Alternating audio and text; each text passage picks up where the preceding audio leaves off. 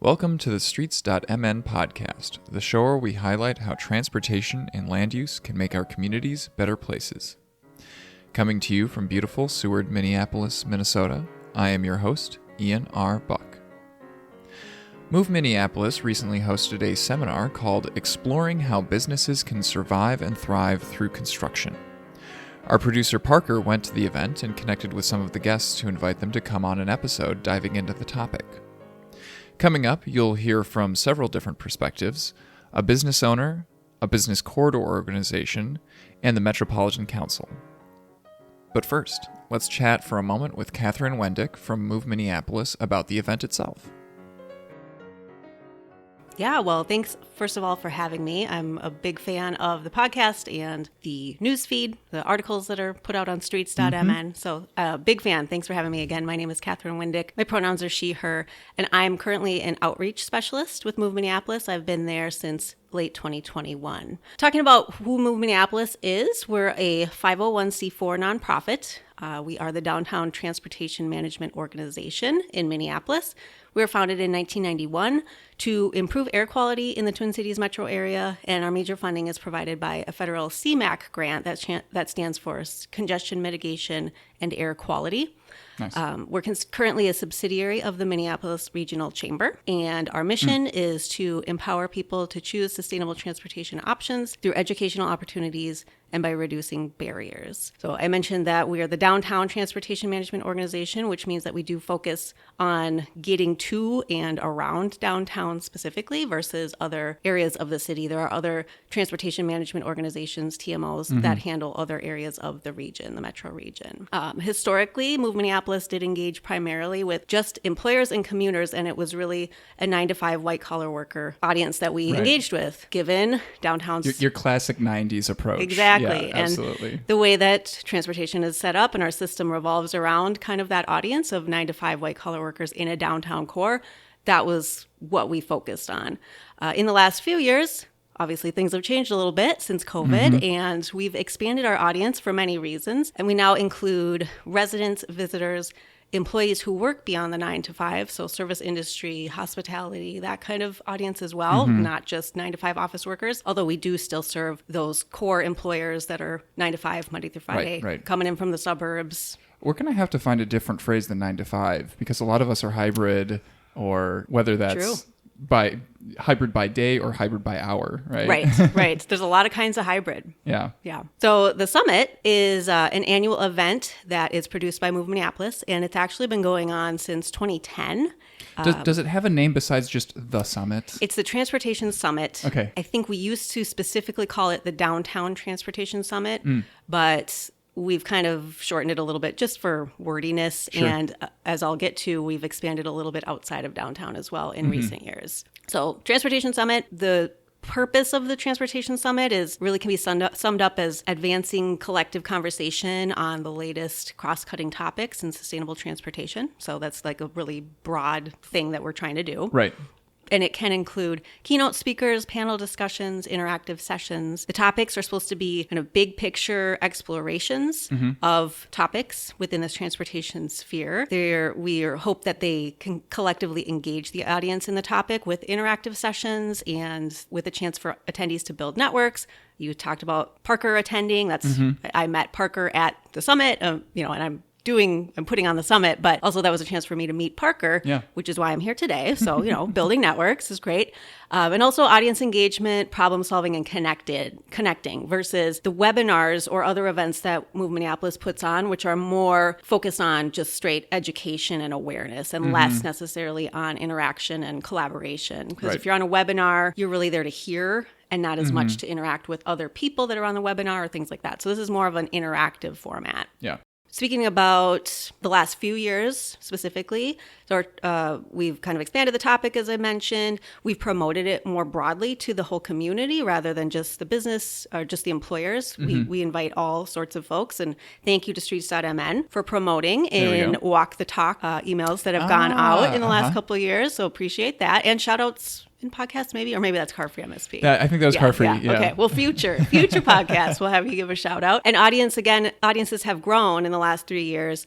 So rather than just employers, we do now have advocates in the room, planners, elected officials, sometimes people from local media. We did have a Star Tribune reporter attend this year and did include a shout out to us in an article that they wrote after the fact. It wasn't specifically about the summit, but it was about this topic. Yep. And they noted that we did this summit. So that's something people can check out. We also had business owners in the room this year as well, specifically, and people just interested in transportation generally. So, the wonky people that are really the Streets.mn audience are probably who were in the room as well, in addition to the normal employers that we typically had in the past. In 2020, we had our first virtual summit, for obvious reasons. Sure.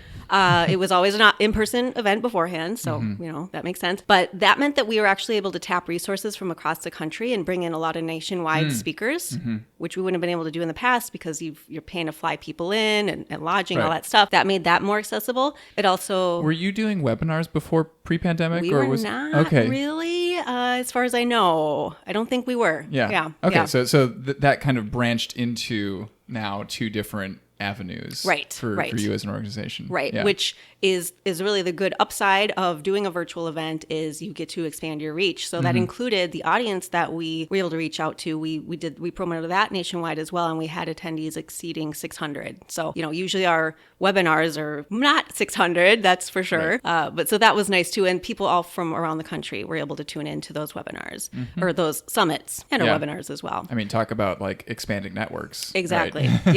Yes. The topic was exploring how businesses can survive and thrive through construction. Evergreen topic. Yes. Yeah. For reasons, yes, or for things I will touch on for sure.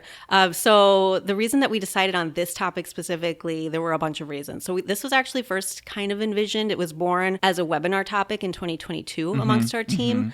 And we had a working title of "You're Getting a Bike Lane, Now What?" And it was geared towards a business owner audience and was focused more on kind of the end result. So a bike lane or a bus lane, et cetera, and the impact on businesses. We kind of just felt like the timing was never right for that. It just didn't, for a webinar or whatever, it just didn't come together. So we had a few conversations with people and it just never gelled. I mean, the funny thing about your webinars is that like quite often I will have an idea for a podcast episode and then like a week later you announce a webinar on that exact topic. And I'm like, oh yeah, okay. Great minds. Well, that is a good point, because I will say that we were really inspired by the 2024 Streets.mn podcast, Business Owners and Parking is Complicated. So me specifically, when I listened to that, I really gained a lot of empathy for business owners as someone who, is really passionate about sustainable transportation and who is not a business owner. It was really helpful to hear those perspectives in the way that you frame that. So that was actually, it really contributed to us choosing this topic, along with just lots of news stories in Minneapolis this year, the spring and summer, about businesses and street construction projects that include sustainable transportation improvements. So we're talking, better biking and walking infrastructure, preparation for a lot of bus rapid transit lines like the E line and the B line. Those were all involved in a lot of the news stories that were coming up around Hennepin Avenue South, Hennepin and First in Northeast, Lowry in Northeast, Lake Street, all of those things. And as well as continuing conversations on the Blue Line moving forward. So, that's not under construction yet, but there's still business concerns. There's still plans happening. So that's still a relevant piece of it as well. Yeah. I love that, like, that Move Minneapolis, Streets.mn, we've mentioned a few other projects and things from other organizations, right? Like our streets, with the Twin Cities Boulevard, like that adds to the conversation.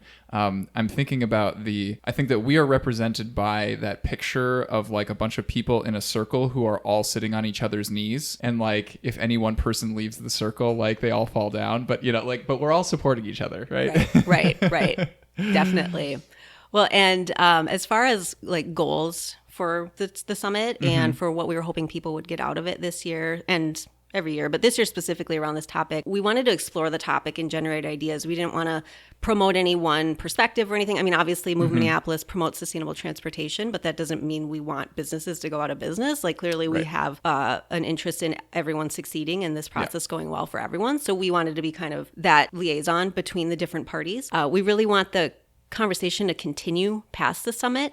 Hey, here we are. Well, exactly. So we're past the summit. We're continuing the conversation, and we're trying to figure out, like, how do we keep this conversation going onward? Because as you noted earlier, this is not going to go away, and it's an ongoing issue. Hopefully we'll continue to have 2 seasons in Minnesota, construction and winter, but all the pieces and people involved need to work together to get this right in order to continue to improve the transportation system overall. So we can't have one piece not working. Like, it all has to work together. Everyone has to get the benefits in order for us to move forward. Catherine, thanks for coming on the show. Thanks so much for having me, Ian. Take care.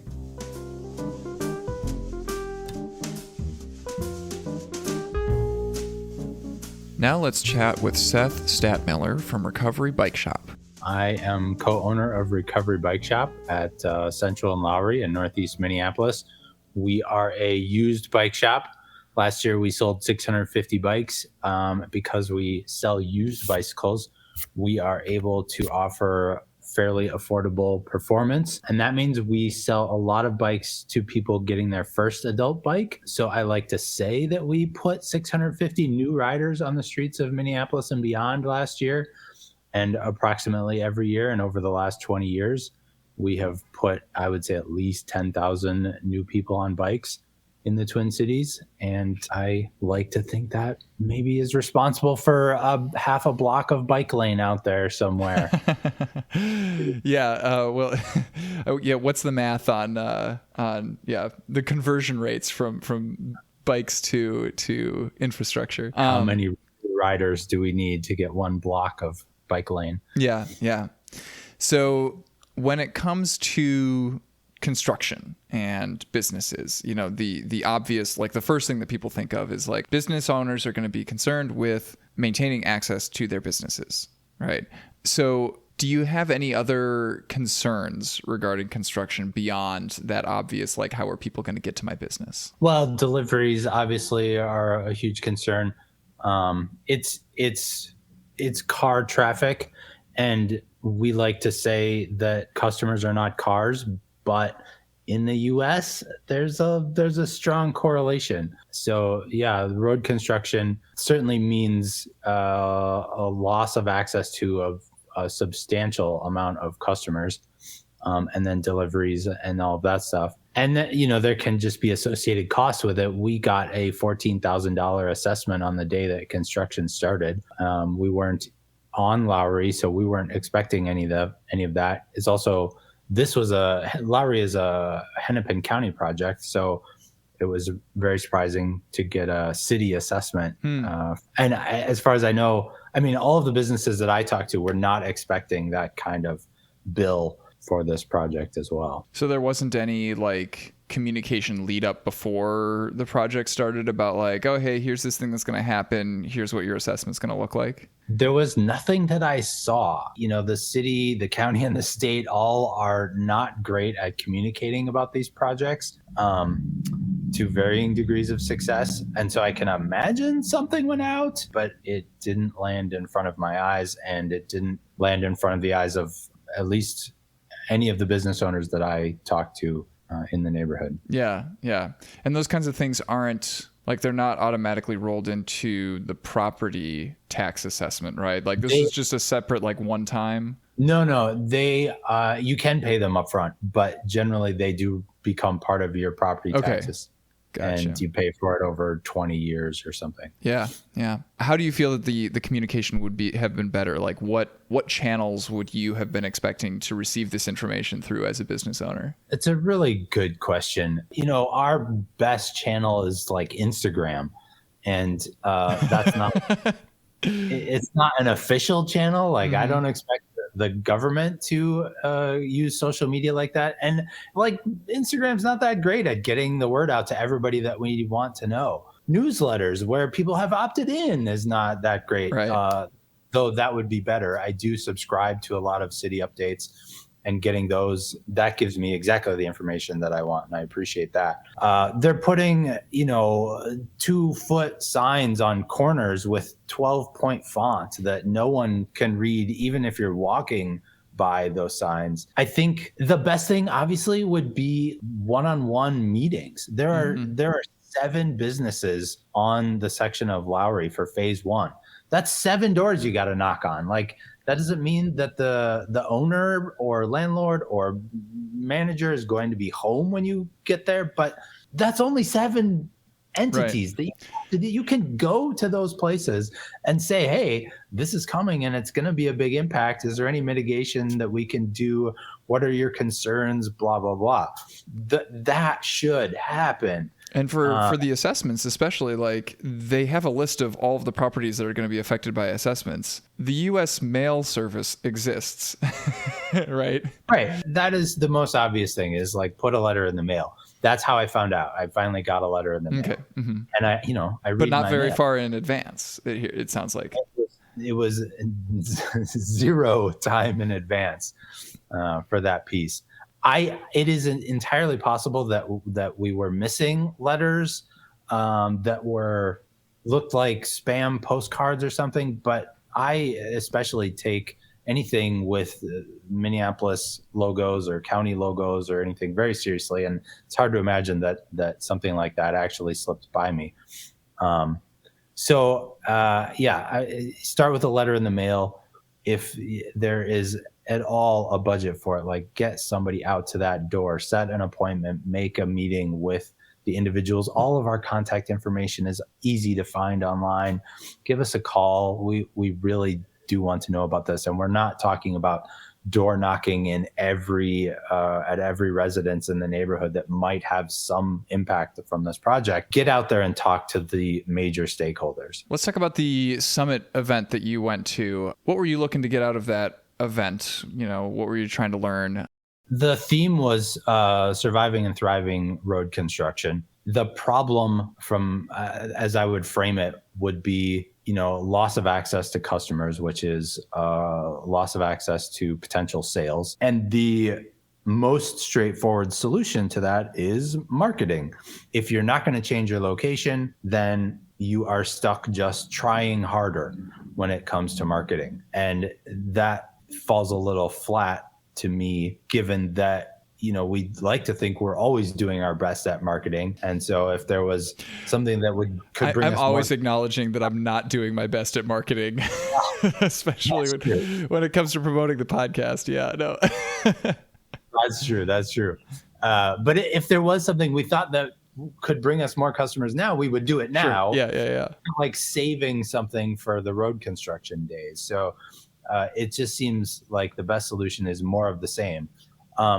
What I was hoping for going to the summit was somebody with something incredibly innovative. I did appreciate having the ear of the peoples that were there. The tax assessment was a blow and seems unnecessary. There are other municipalities that do the inverse, that pay their businesses that are impacted so that they will survive. They know they will survive these impacts, so that the job providers and the community builders and community makers are there when this project is over, which is what we all want. These are tax-paying entities in a big way. I was hoping to be heard and have somebody listen and say, you know what? You can't use the street. You shouldn't have to pay for it while you can't use it. How about a property tax holiday? We go to the car first. We need to go to the car last. Bicycles can get anywhere. The second half of the phase 1 construction was kind of awesome because, like, the pavement was laid and there were no cars and we could ride the whole thing by ourselves. It was fantastic.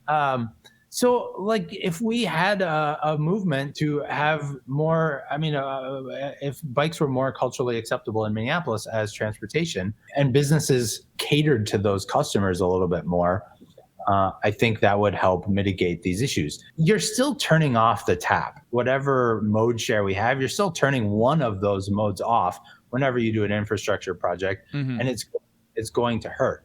The only way to make it not hurt is to provide cash from the city, from the county, to mitigate the loss. Well, here, let me pose a question to you about like a mitigation approach that we thought of, which is like, would you as a business owner, would you rather have as short a construction period as possible, or would you rather have a longer construction period that includes things like keeping the sidewalks open or only doing a construction on like one half of the street at a time so that like, you know, access can be maintained to all of the businesses in some capacity?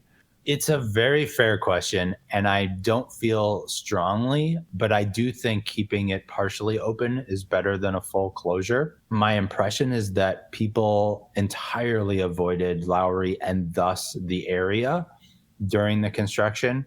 And the traffic levels do not suggest that those people have come back yet. Lowry is going to be a 3-year project. They're closing different segments of it completely in 3 phases over 3 years. So the people that aren't coming back now are not going to find Lowry hospitable for 3 years. Right.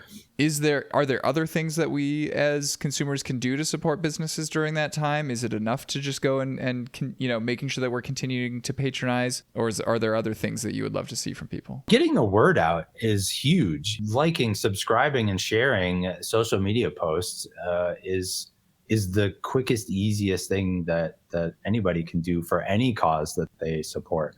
So share Recovery Bike Shop's posts, like us, engage in the conversations, tell your friends, rate us on Google and Yelp and all those pieces. Obviously, the money is the biggest piece. Susan from Linden Hills was on the panel, and she talked about a customer buying a piece of art at her gallery and then asking her to add $100 onto it because that customer loved what her business did and just knew that she needed it right now. You know, during the pandemic, everybody was buying gift cards because they didn't need something today, but we all needed the cash today. That's a great thing. I think just generating the traffic, getting the traffic in the store. I think partnerships could go a long way. We have a pop-up culture right now, which is fantastic. We were talking with Susan about like doing free bike repair at her gallery. Like there's nothing inherently in the Venn diagram overlap between bicycles and fine art. But there's no reason not to have those kinds of partnerships. Minneapolis Institute of Art has their like monthly bike nights during the summers, right? Yeah. Who cares what the connection is? Bikes are cool. Yeah, exactly. Coverage from the Northeaster was very helpful. I don't know that like Star Tribune or anybody did anything about that, but there was a lot of community support that came around this. The Holland neighborhood threw a grand opening party when it reopened, having the community behind us. That's the other piece. Honestly, I met a lot of neighbors through this process that I didn't know.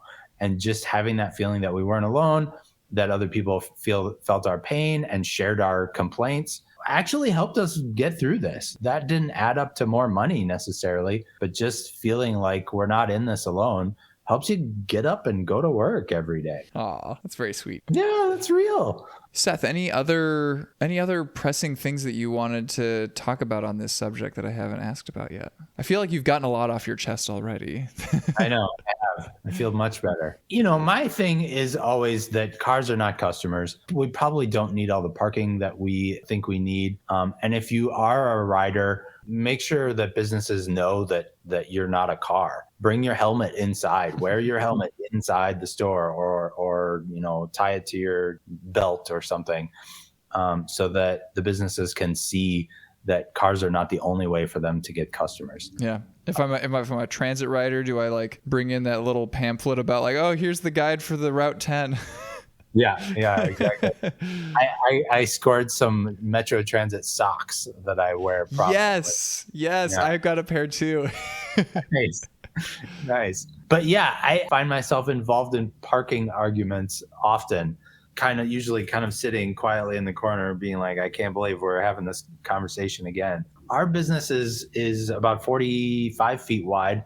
That's like 2 cars parked in front of our business. If those 2 free parking spots are doing everything that you think they're doing, that means that all of your customers are somehow cycling through those two spots. Those two spots are not enough to sustain Recovery Bike Shop. They're not enough to sustain Holy Land across the street or Dutch Bar down the street. Like, people are actually parking a block away and walking in. They're perfectly capable of crossing what is the equivalent of a Walmart parking lot to get to your business. Mm-hmm. And we consider, parking that distance away at Walmart convenient, and then parking on the other side of the block and walking through the neighborhood, which is interesting, right, as somehow inconvenient. And it's a pleasant neighborhood, It is. Like,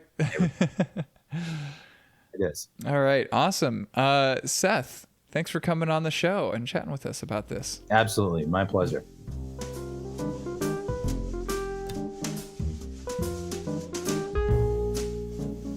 Next up is Matt Kazinka with the Lake Street Council.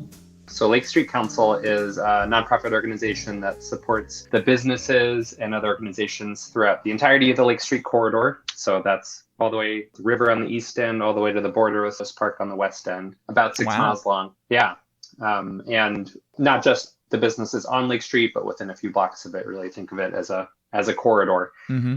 And we support businesses through marketing and technical assistance, advocacy, kind of just helping them be successful, helping bring people to Lake Street, helping make sure systems are working their best to support the businesses in the corridor. The City of Minneapolis has programs to support business districts, and a lot of that can go through organizations like us to help do marketing initiatives or provide one-on-one direct technical assistance to businesses. So we get some support from those types of programs. My role with the organization, I've been there about 10 years now, and I focus a lot on things that kind of have connections to sustainability. So a lot of work on energy efficiency, helping businesses access resources that could help them upgrade equipment or access rebates and incentives that are out there, but also kind of intersections with transportation infrastructure. I've been the person in our team to track what's going on with transportation investments and street projects that are meant to improve accessibility or safety, and kind of help our team interact with those, help businesses learn about those, and when they actually happen in the forms of construction projects, help businesses navigate that process. Yeah. The reason we do the construction is because the outcome later is good. So what kinds of project outcomes make you optimistic when you see, like, the design of the street, what kinds of things are going to be good for businesses along a corridor? That's a great question. I think that there are, there's a lot, I think, to look forward to around a lot of the investments that are happening right now in city street infrastructure. I personally am really glad to see more bike network connectivity and protected bikeways. I think that has benefits to not just the users, but to the destinations. And I think that includes a lot of businesses. The bus infrastructure, we had the B-line construction this year, and I'm really excited for that to pay off in terms of the B-line becoming operational next summer. And I think that those, things like, we've had a real issue with crashes and safety on Lake Street, pedestrian safety, and the redesign that Lake Street went under this year, I hope will lead to decreases in crashes and a little bit more of a feeling of safety. And I think that has the potential to pay off in terms of the street feeling a little calmer and maybe making it a little nicer for businesses to do things like have street patios or have cafes on their street. I think we'll have to kind of see if that's something that businesses take up, if that really pays off in terms of a business activity that people want to do. And the projects that happened this year on Lake Street have less of a visceral trade-off that I think sometimes it can feel like construction can have for small businesses. There wasn't really much parking lost, and that is usually the thing that businesses can feel most attached to, is the street parking that's available to them. But it wasn't a full reconstruction, so they weren't really changing the curb line except for at the corners and a handful of blocks where they did need to reshape it a little bit. And that meant that the bump outs lead to a natural parking bay that has been on Lake Street since it was reconstructed in the mid-2000s. And so all of that was retained. All those kind of parking bays were basically kept the same throughout the whole corridor. Right, because you can't put a bus lane and then suddenly have a curb cut, like a curb bump out, interrupt the bus lane. Yeah. Right. Yeah. That has to be parking Yeah. space pretty much. Yeah. So what was the communication process like between Metro Transit, the project coordinator, and Lake Street Council, and also, any of the businesses that are along the corridor? Yeah. First of all, there were really like 5 or so different projects happening on Lake Street this year. The Beeline is the most prominent one. That's the one that impacted the most of the corridor. But there was also the High Lake intersection reconstruction around that Hiawatha Lake area. There was the Hennepin Ave reconstruction, which obviously has a huge impact as an intersection of Lake Street, as well as First Avenue reconstruction. And then there were a handful of other projects and a few other intersections. And some of those are so hard as somebody who's just traveling on the corridor to know, like, I didn't even realize that the Lake and Hiawatha construction was not part of the BRT, the Beeline corridor wide project.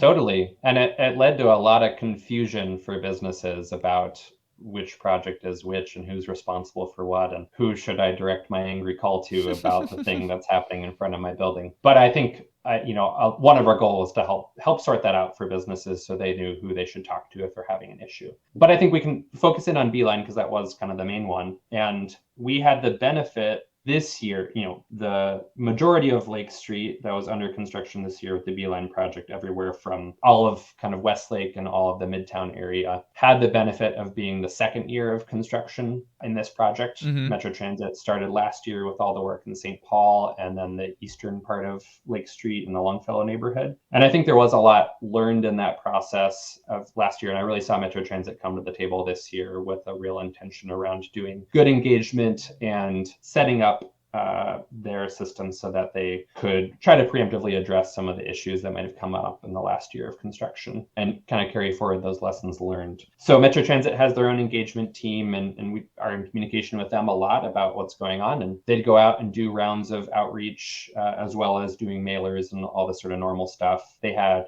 weekly office hours for a good chunk of the summer at a local coffee shop, and would try to build some of their own relationships. I know their contractor sometimes was out doing door knocking if there was work happening in a particular block and they needed to get a hold of a business owner about a particular timing. The contractor would do some of that work. I think they relied on other members of their team or occasionally like multilingual consultants to help do some of the outreach in particular parts of the neighborhood. And then they worked with groups like us to also get the word out about things. One thing I really appreciated is that we were invited to be part, like Lake Street Council was invited to be part of kind of the weekly construction coordination calls that happen between Metro Transit, the contractor, and kind of all the agency staff, including staff from the city and the county and utilities and everyone else. And that's like the call where they talk about the nuts and bolts about, what's happening this week or in the next 2 weeks and where do we have a coordination issue we need to work out. But I got to attend those and raise concerns if I was hearing something in particular from businesses. And it also made it possible for me to be able to communicate with businesses about like what they should expect over the next month. Because it made us be able to be a better distributor of information. And that I think and I hope led to some success in us helping keep businesses in the loop about what's going on this year. Did those channels of communication, did those feel like, for lack of a better word, good? Like, were they meeting their goals? Were they able to get the information to the people who needed it in a format that worked for them? For the most part, I think information was shared and readily accessible in a lot of different forms in ways that I think helped make people feel like they knew what was going on if they wanted to know and if they wanted to seek it out. That said, there are still challenges. It's tough to have the construction happening in front of your business. So even if you feel like you can know what's going on, grappling with the reality of it is another matter, right? And there's not much that can be done about that, but it is, still a challenge. And then there are things that come up that are like unexpected or plans change or there's just some issue that is maybe not entirely in scope of the construction project, and it takes a lot of work to figure out how to get that problem solved. Like we've had issues with getting some of the street lighting back online towards the end of this project here. There's still a fair amount of street lighting gaps. And in some ways, that's a citywide issue with all the copper wire theft that's been happening. Yeah. But there are particular places on Lake Street where, the lighting's still not totally on yet. And it's taken some work to figure out, is that because of the lighting systems and signal systems being impacted by the construction or not being fully completed yet? Is it an issue of the streetlights themselves? And is that a problem with copper wire theft or the bulbs being burned out or whatever? So it's like still solving all of the issues in a timely manner can be challenging. And I'm not sure that that's like something I would put on the project itself being bad at. I see them try to fix it, but it also doesn't mean that everyone's a satisfied customer either, because of just the complexities and challenges of the construction underway. What were you most interested at the summit? Like, what were you trying to get out of that event? I think it's a really important conversation for us to be having around just how to support businesses through the inevitable but still very thorny time of construction, and especially because we are in a period of time where we are, I think, making more investments in our streets and having more kind of major construction projects happen than we've had in a while. Just the things like the Minneapolis Streets and Parks funding plan mean that we're dealing with a lot of like overdue investments that are coming due and need to happen. And so it's a fact that we're going to have a lot more construction, I think, in these next couple decades. And St. Paul recently passed their, tax levy for doing a whole bunch of really specific street upgrades. Yeah. And, construction is this twofold challenge where it is the drop in sales, the drop in customer visits for all of these businesses that is not uniform across different businesses and business types, but it is most businesses are going to have some sort of drop, and whether that is a small one or a big one can vary business to business, but everyone sort of feels it. But there's not just that, there is the tax assessment, property assessment part of how we pay for these construction projects. A part of it is often asking the businesses to pay through their property taxes through a direct assessment. And so we've had these systems that kind of work and people can usually scrape by, but we're going to be asking businesses to get through a lot more of it in the next few years or next few decades. And people who have been benefiting from investments made 50 years ago are suddenly now going to be on the hook for paying for the next 50 years of investments. And heaven forbid.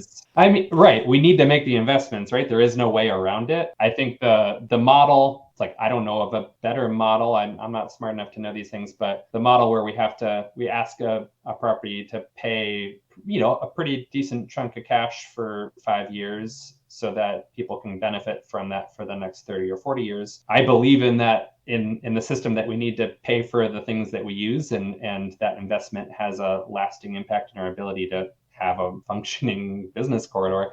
But the very individualized impact of those costs can be challenging. Right. And to have them happen at the same time, the lost revenue plus the increased cost is a tough thing. And like, is there a model that can spread the cost of that 50-year investment over the course of 50 years rather than asking the businesses that just so happen to be here right at this one time when we have to make that call? Right. I'd love to know if other places have figured this out. There is a logic to the way it is currently, but there are also downsides to that. And I think that it's an area where I'd like to see public policy explore what can be done around that. Yeah. After going to the summit and, seeing the talks and the presentations that were given there, did you come away with any burning questions that you wanted to explore more? I think there is something I talked about at the event and that I kind of was reflecting on more before and after it, is around how do we, all of us involved in this, how do we integrate a little more empathy into how we approach transportation projects and construction in particular. I did this personally with the Beeline work. When Beeline started rolling out last year in parts of Lake Street, the first few times I heard people kind of upset about it or concerned about it, I had a hard time empathizing with their concerns around the construction, because I was like, no, the Beeline's going to be great. It's going to be awesome to have a new bus shelter there in front of you. And it's going to be so beneficial for us to have this. And I kind of put my foot in my mouth a few times because I just wasn't hearing the concerns about the construction itself. And I think there is a thing that we need to do around whatever we think about the final product, we can all sort of recognize construction is tough. it's got hardship for people. And like, we need to support the businesses in the community who are going through it, show up for them, whether or not we agree with them about what the benefit is in the long term, because we need them to survive so that we can continue having a good business district on the other side of it. And that's just a thing I've been thinking about a lot. And I think it all comes down to empathy and how we can build empathy for people going through hardship, even if we don't totally agree with them about what we want to see as a vision for the future of our street. I think there is a little bit of fatigue among the general population around that sort of calls for support, particularly because we just went through sort of that pandemic experience, and there was a lot of like calls for people to show up to those businesses and support them in a tough time. And so we had a couple years of that, and now there can be some fatigue and maybe a little bit of, am I really able to do that? Am I really able to put in more money right now to support these businesses? Right. And I think that's understandable as well. I'm not sure that it is a sustainable marketing strategy for businesses or business districts to just speak to that part of people that, you know, will show up because the business is having a tough time. But I feel like you do kind of start running into like the tragedy of the commons kind of thing, where it's like, oh yeah, maybe I as an individual business owner haven't been trying to lean on that angle. But if people have been hearing that from a lot of other businesses or business organizations, then like that fatigue is probably growing anyway. And then when I try to tap into that sentiment, like it's gone.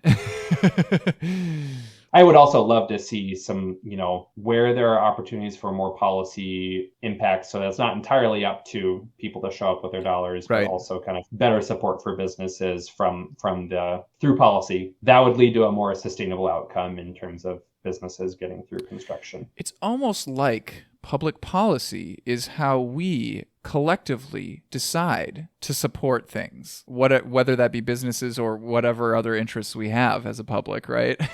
Yeah, Totally. If part of my tax dollars are going towards supporting whatever thing, then like I as an individual don't have to worry about that too much. Right. Yeah. Matt, thanks for coming on the show. Thanks, Ian. It was great talking to you about all this.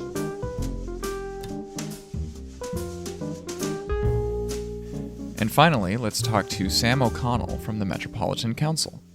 Thanks for having me on here. I've been with the Met Council since 2012, and my background is transportation planning. So prior to that, I had worked for Dakota County in the Department of Transportation, working on mostly transit projects.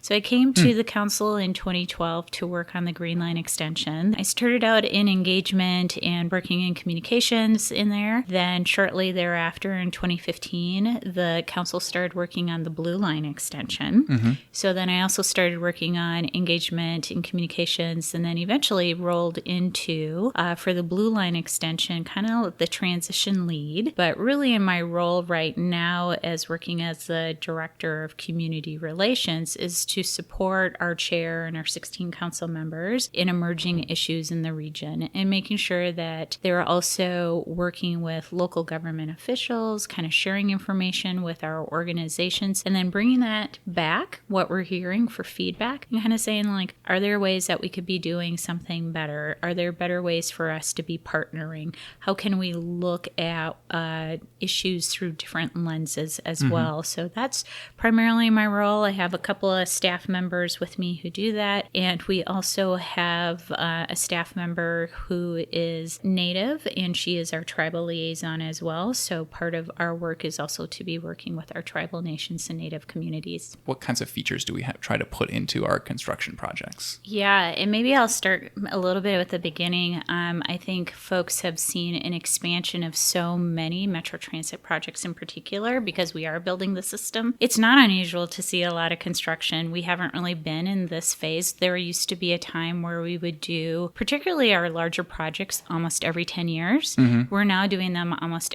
every 18 months. So construction is now a bit of a way of a life as we go through this expansion of the system. So I appreciate that. I would say... And the major projects do look a little bit different now than they did before. Like every 10 years, you're talking about building the blue line and then building the green line. Yeah. And with all of our arterial BRT lines, it's a lot more like street-focused constructions. Some of them involve their own right-of-way. Some of them involve just building like fancy new stations. Right, exactly. Yeah. We're spanning the gamut from really kind of like a whole new sort of rail line. Definitely, and I appreciate you saying about our arterial bus rapid transit, because we are putting significant infrastructure there where I think a lot of community members and businesses are seeing that infrastructure put in because it's the bus pad, it's a nicer facility, it's our fare collection that they're also seeing, some lighting as well. So the family of infrastructure that is being put in place is more significant. Part of that for the businesses is the fact that we are putting quite a really nice investment that makes our communities better connected, that ultimately, hopefully, results in more foot traffic, particularly for our businesses as well.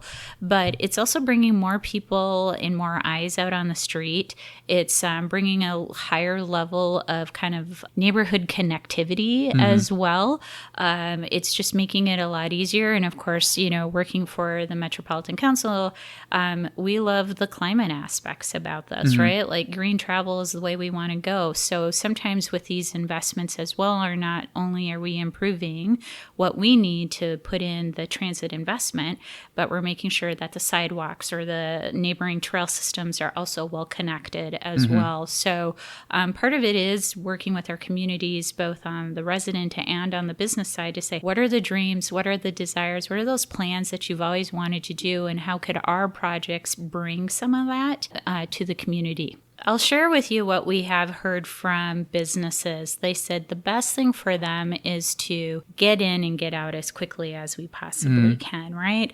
And ideally, we would love that too. That works out as best for us. What begins to make it a little bit complicated is if we're also working with, say, a city or a county that has a project that they're also doing. What we try to do is really honor the feedback that businesses have said. It's like, I would rather you close something down for 2 weeks, get your work done, and then open it up and never come back. That is what we drive to. Unfortunately, sometimes that's not what always happens, and we understand that. Yeah. And on the topic of like coordinating different projects so that they all coincide together, whether it's like the street needs a full reconstruction. So this is also when we are going to re-envision like what kinds of bike lanes are there and what kinds of transit amenities and et cetera, et cetera. Like not only is that desirable from the time perspective of the construction, right? Like you don't want to have 5 different small projects that all have to shut down the street for a while, but that's also good for like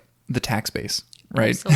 Absolutely. If it's cheaper to do all of those construction projects at the same time, then like we as citizens and businesses don't have to pay as much in taxes. It don't have to pay much in taxes, and it doesn't generate the headaches, and that's ultimately where we'd like to do. So we love to work with communities and cities. A lot of cities have noise ordinances at certain times, and where there's some flexibility where we could say, well, if we start at 6 a.m. and we can go until 9 o'clock, we'll be able to save like maybe 4, 5, 6 days, whatever that is. But part of that is working with residents and businesses to say, is that okay? And chances are it usually is. But then we will have to work with some of the local agencies, just make sure we're receiving the permits and we have the permission to do it. And there's communication on it. How do things like considering hiring workers for second and third shifts, doing work on weekends as well as during the weeks, like things that add to the cost of the project but can get it done faster? Like, what's the consideration there? Yeah, I think all of that's on the table when we start designing to figure out what are the needs, what are our resources. I would also offer out the construction business community and industry is they're also trying to find workers as well, that were maybe about 20 years ago, that wasn't such a big thing, but a lot of those folks are retiring. There really isn't as many people kind of coming into some of the construction industry that we've seen. Having said that, there's been great outreach to women, to making sure people of color in particular are also in the construction trades as well. So I think that's all on the table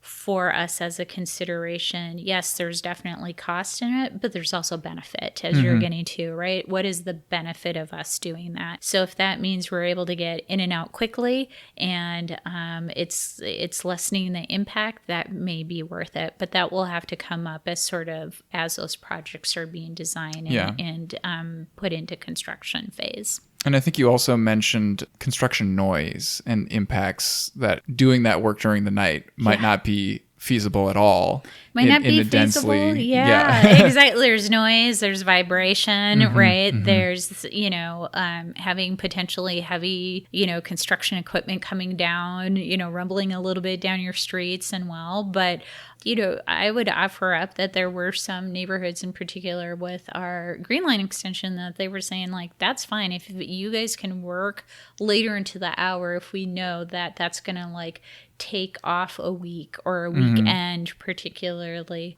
We want to be very cognizant, too, of communities events. That's another thing that we have to sometimes plan around our construction, especially if there are annual events. We want to make sure that we're either out of the way and closed down or hurry up and get it done so those community events can still move forward.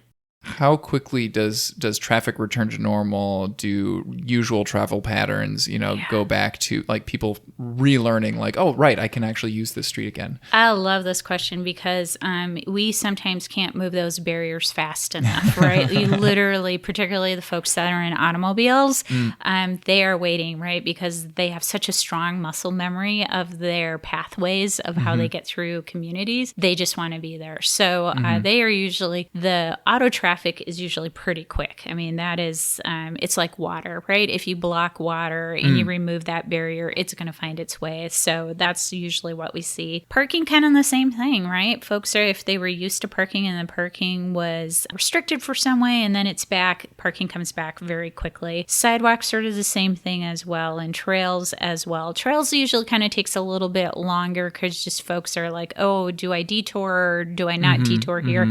Might take just a little bit, but we are a very mobile society and folks usually come back right away. So I would just offer up for our business communities that really is an opportunity. Really make it a celebration to say, hey, this is back in. We've got this new infrastructure. There's new ways, potentially safer ways to get to our places as well. So we do see on the transportation side of things, it coming back. It may be a little latent, however, for some of the businesses, right? Because folks are like, oh, that is open now. So there might be a delay of a couple of weeks or a few weeks of where those normal business patterns start. But before we get into construction, what we do at the Met Council, particularly for our larger projects, is we sit down with all the business owners.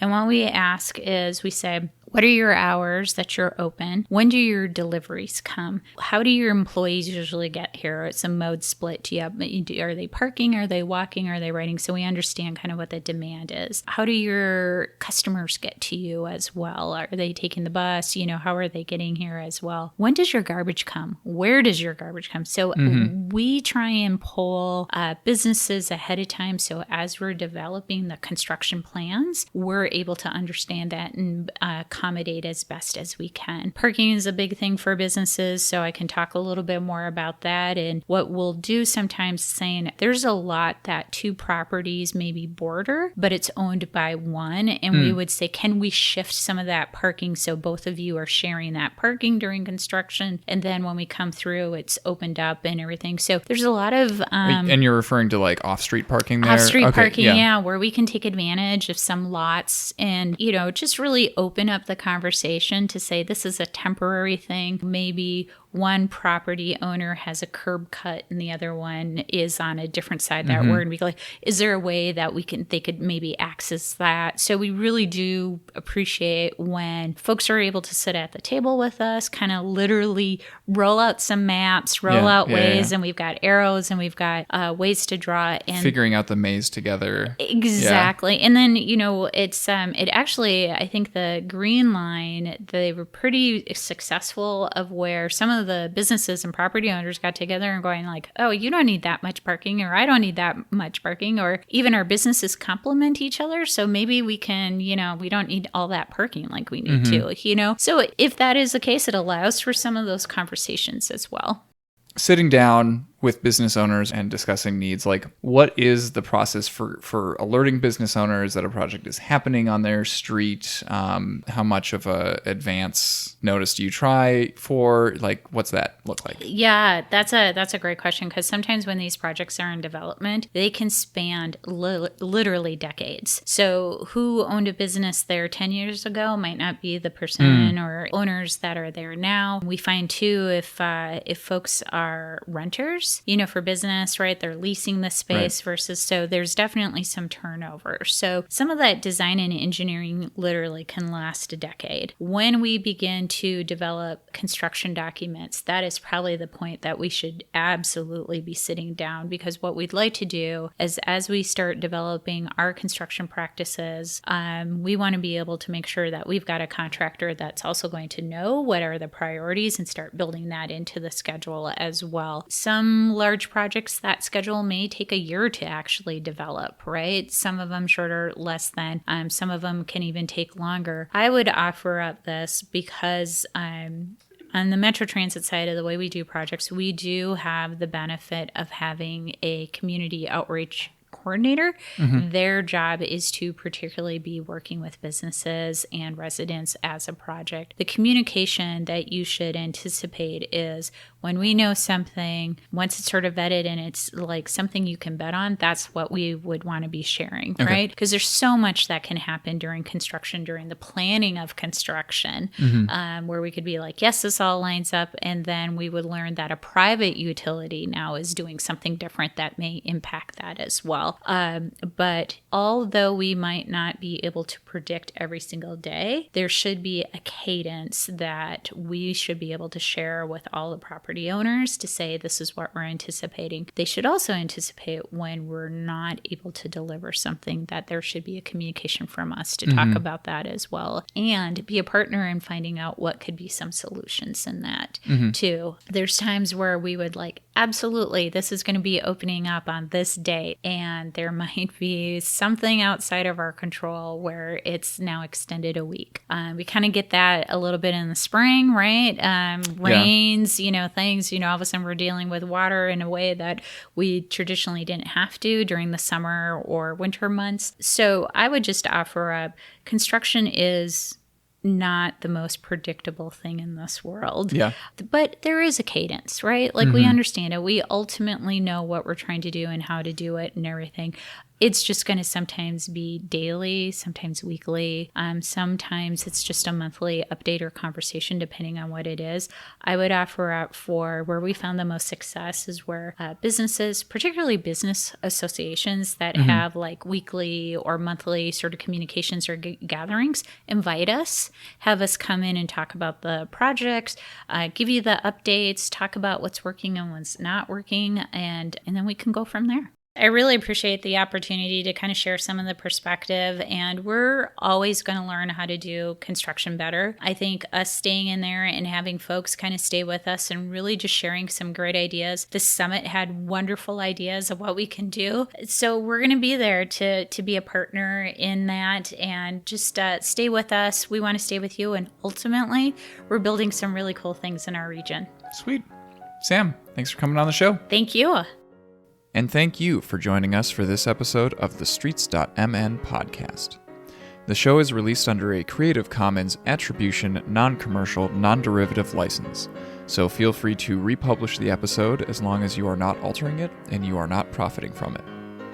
The music in this episode is by Eric Brandt and the Urban Hillbilly Quartet. This episode was produced and edited by Parker Seamon and was hosted and transcribed by me, Ian R. Buck. We're always looking to feature new voices on the Streets.mn podcast, so if you have ideas for future episodes, drop us a line at podcast@streets.mn. Streets.mn is a community blog and podcast and relies on contributions from audience members like you. If you can make a one-time or recurring donation, you can find more information about doing so at streets.mn/donate. Find other listeners and discuss this episode on your favorite social media platform using the hashtag StreetsMNPodcast. Until next time, take care.